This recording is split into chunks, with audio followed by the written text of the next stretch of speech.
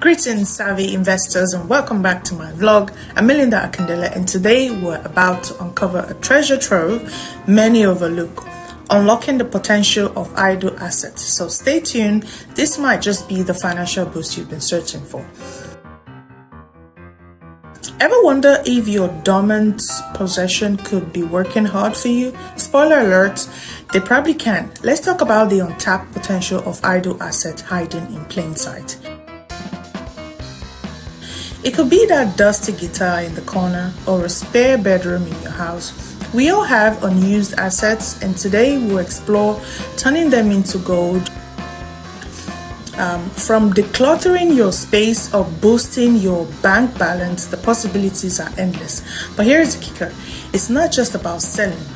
It's about strategic thinking and maximizing the value of what you already have. So consider repurposing, renting, or even investing in assets that appreciate over time.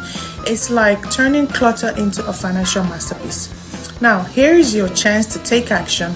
Dive into your own space and identify those idle assets.